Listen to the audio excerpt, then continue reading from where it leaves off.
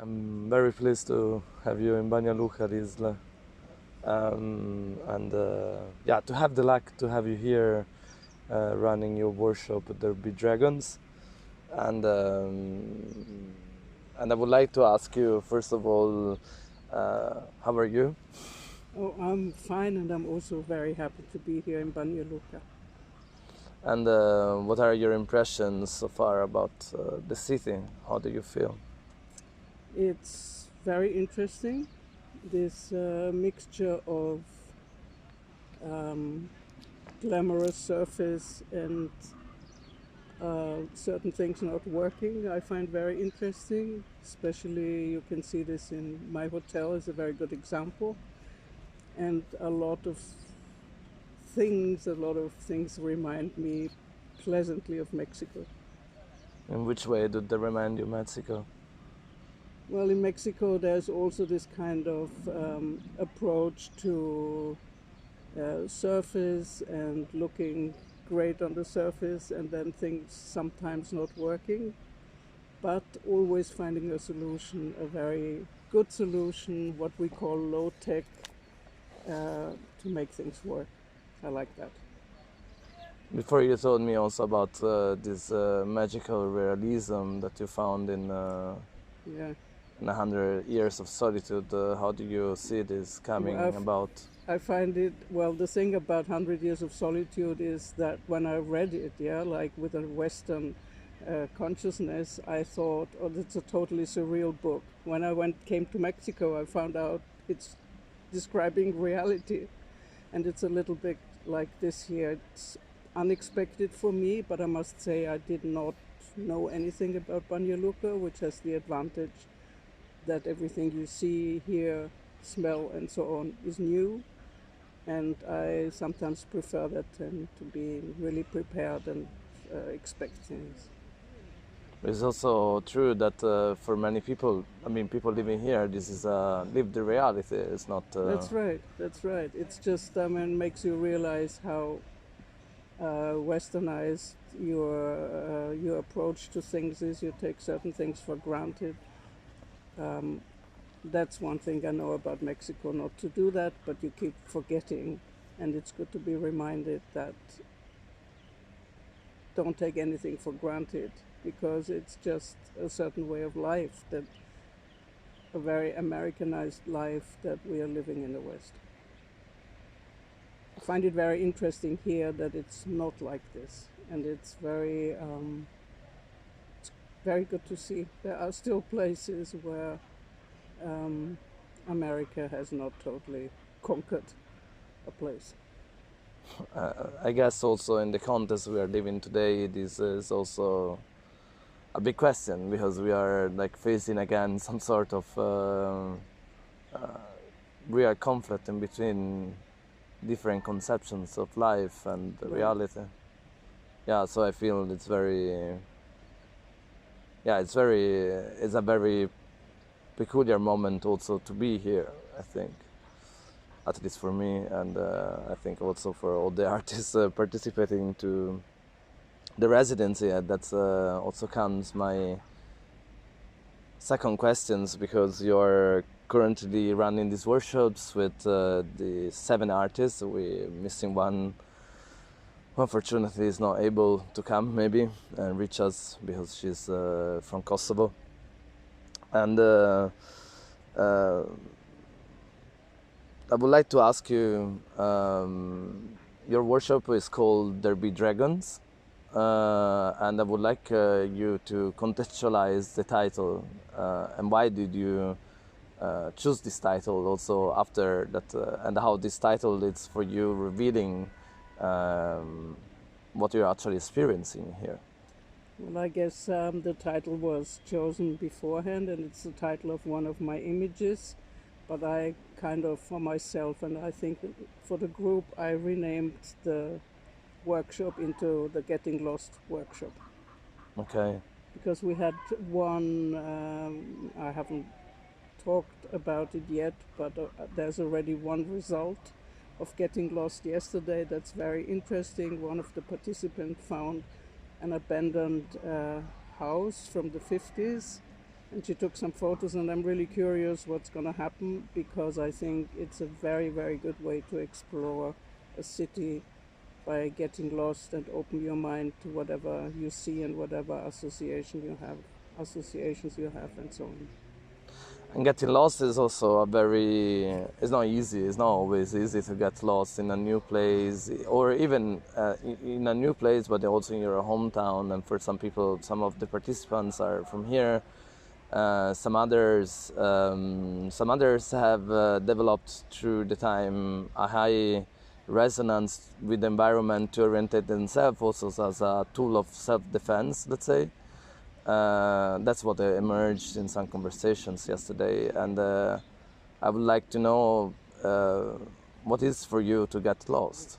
For me, to get lost is to explore things with an open mind and not have an aim. And this also goes for my kind of workshop, that I do not have an aim in mind, and I leave it up to the group also to show results. I think this concentration on aims and results is unfortunately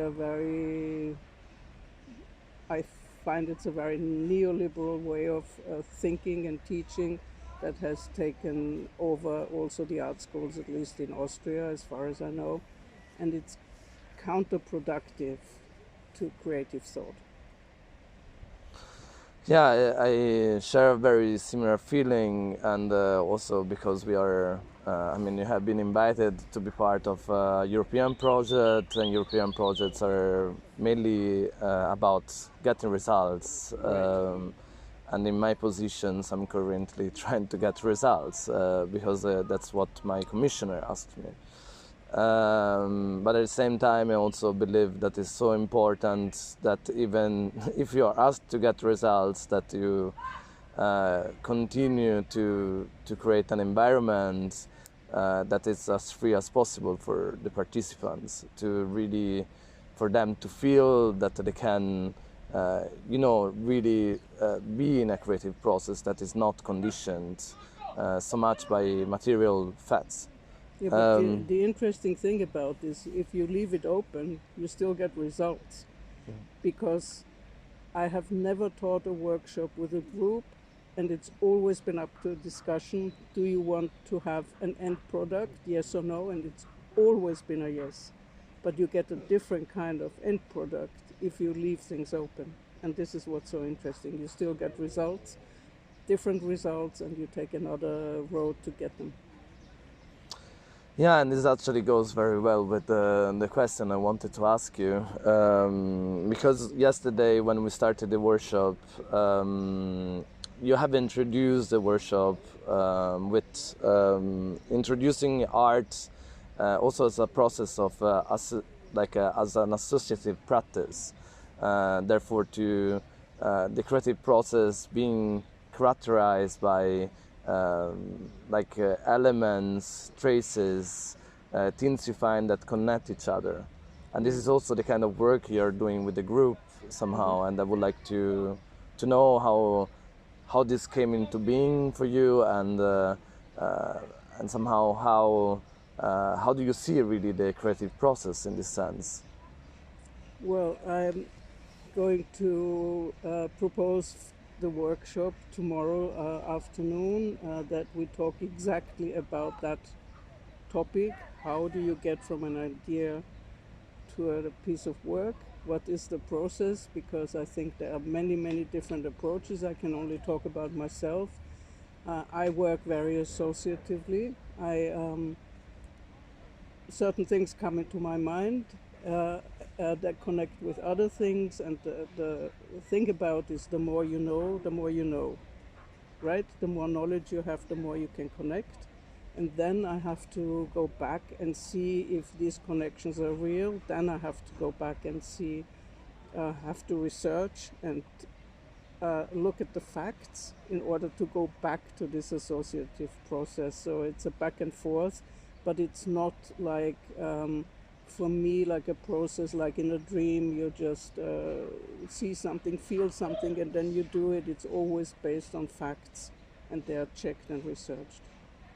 Yeah, I'm very impressed also by your artistic practice that I think is also very much connected to what we were saying before about, you know, this invasion of aiming for results and so forth, because I think within your artistic practice research is so important that sometimes to take a single shot it takes a year. That's what you were describing yesterday. And yeah, how it is like how it's important for an artist to have freedom of time.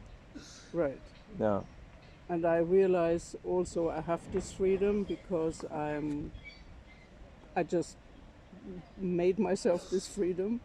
But I realize that most young artists don't have this freedom because they are involved in all sorts of residencies. That's how they can keep going and how they can live.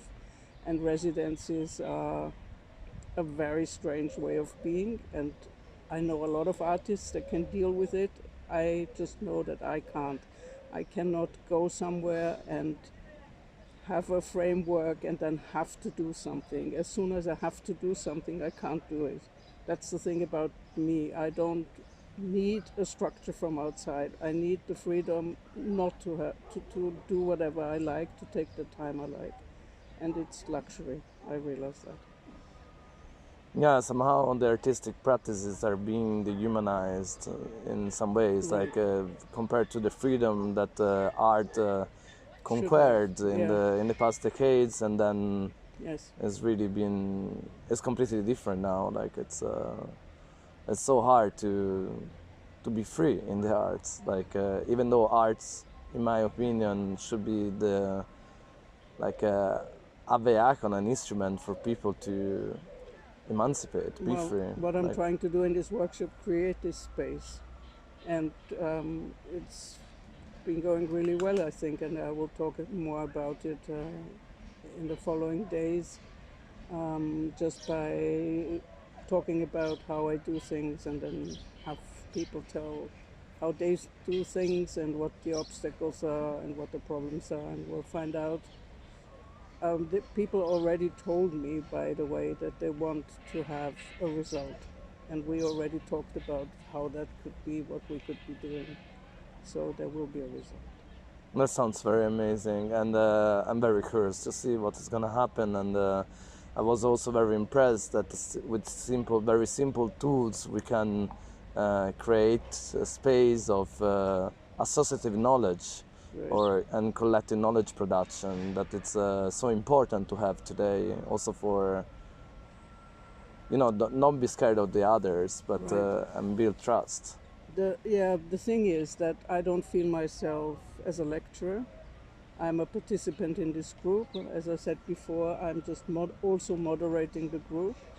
But as soon as you create this circle of people and everybody is an expert of his or her own experience, and if when they share this, you accumulate knowledge, and that works really fast, as you saw how associative things become. Like everybody just wanted to share what came into their head. It's wonderful, no? Yeah, even the more Yeah. skeptical ones, then Right. they feel welcome, like somehow. It's Yeah, because I mean, you have to. Everybody has knowledge. Everybody has a practice, and we are all on the same level. And there is not this hierarchical approach to yeah to give knowledge. This is not my thing. I realize that I might have a little bit more knowledge because I'm older, but I'm not even sure that this is true, because people are very, very knowledgeable, some of them, and you just share it and see what comes out of it, and it's surprisingly wonderful every time. yeah. And now I would like to move also to other, because this week in the residency is also dedicated to reflect upon, let's say, traveling arts, and traveling, let's say, from your very beginning. I mean, of your words, some I know, I don't know all of them, but for example, your work Traveling Light, your short film Traveling Light, in which you're really focusing on the topic of traveling, and I really would like to ask you, what is the traveling experience offering the eye of the artist? Well, I can only talk Of about course. myself. All I know, all the attitudes, all the knowledge I have, I got started by traveling. It's as simple as this. Put yourself in an environment you don't know. You gather experience. You gather knowledge. Yeah, it all comes from there, really. I think it's fundamental that people travel.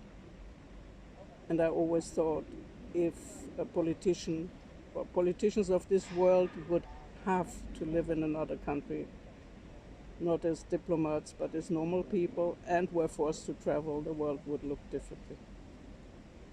I believe that's so too. Mm-hmm. Like I think it really makes a difference when people can travel, and Right. I think it's very particular. This is also how this project started. That we are in an area in which the right To, to travel is not for right. granted, and Right. maybe for people, like people That's right. cannot That's right. easily travel. Yes. So I think it's also very And I would like to find out more about that. yeah, Yeah. yeah. So let's travel. Let's travel back to the house anyway. Yeah, we'll travel back to the house. Thank you. You're welcome.